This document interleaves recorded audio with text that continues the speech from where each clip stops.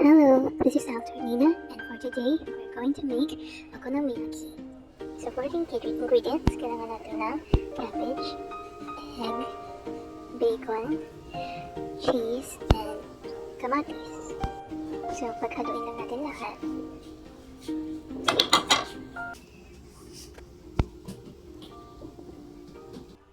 And sa egg, lagyan na natin siya ng salt and pepper.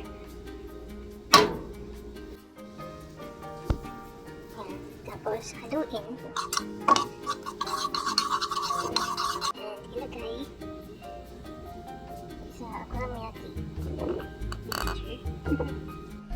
Yan, haluin lang ng mabuti hanggang sa mag-coat ng egg lahat ng ingredients para mamaya hindi siya maghiwa-hiwalay habang piniprito. Diba?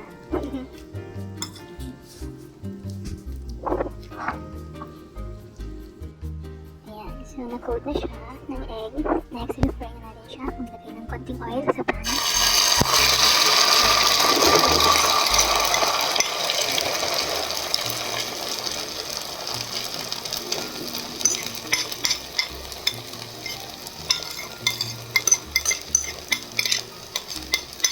Spread mo lang evenly yung mixture. Tapos natin para magdikit-dikit na ingredients.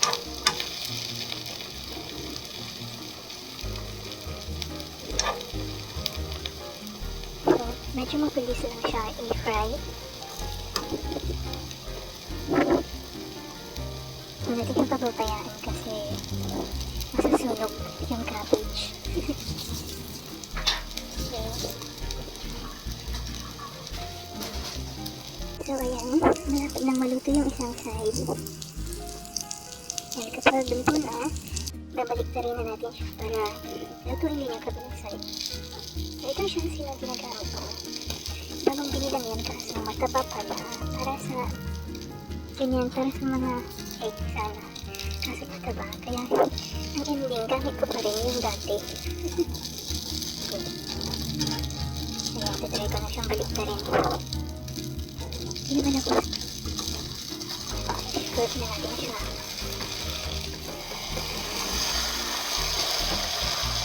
Kapag ganyan, na hindi perfect yung pagka-flip, okay lang yan. Naayos naman yan, diba? Look. Stop, look, and listen. Watch and learn. Ayan. So, pagluto na, lalagay na natin siya sa plato. Ayan. So, mas gusto ko yung kabilang side. Kaya, ito try ko siyang i-flip.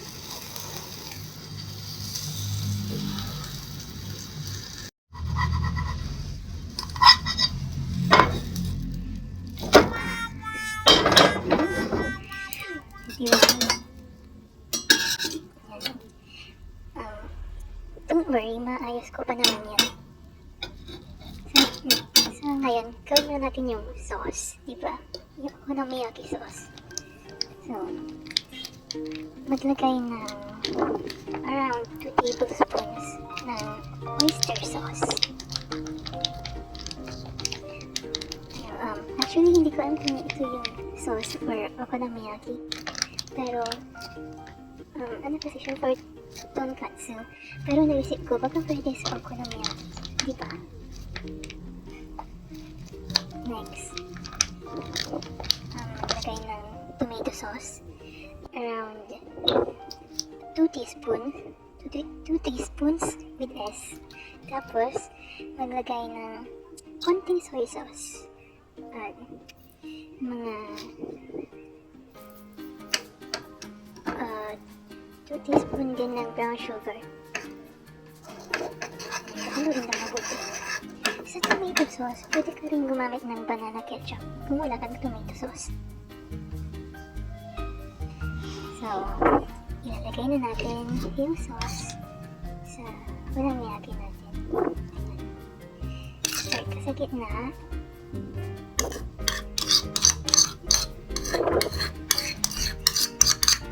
Kasi gitna, gawing circular motion. Inner, tas outward. Ganyan. Sa akin, nag-iiwan ako ng mga half inch sa na hindi kinakover ng sauce. Para makita pa rin yung Okonomiyaki, diba? Ayan. Perfect. Next, lalagay ako ng mayonnaise. Hindi ko alam, for design lang. Kasi di ba yung mga Okonomiyaki, may design siya na parang puti-puti. Ganun. Wala ako ng parang nozzle na maliit. Kaya, yan, sariling design. Magamit ako ng spoon para i-spread yung mayonnaise at makagawa ng design.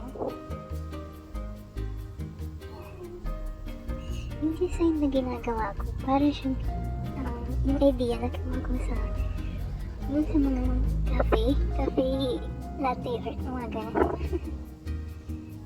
Anyway, okay naman siya tignan, so pwede na. So ito na. Nilagyan ko rin pala siya ng Taragon leaves, yung dried. Okay, ganyan. Tikman na natin. Tikiman na. Okay. So, ayan, medyo bakapit yung cabbage. Wait lang.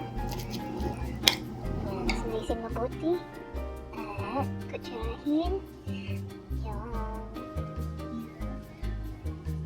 Ayan. Ayan, tikman na. Sarap. Siyempre, sarap yan. Next day, gumawa ulit ako ng Okonomiyaki, pero ibang design naman. Ito, pang third day, butter naman ang ginamit kong pang fry. So, napagalaman ko na mas maganda siya pag oil kaysa butter. Malambot kasi yung pinagkalabasan ng Okonomiyaki pag butter. So, ayun lang. Maraming salamat sa panonood. And hopefully, i-try nyo rin gumawa ng Okonomiyaki. Kahit ang ingredients, okay lang yan. So, thank you. Please subscribe and like this video. Bye!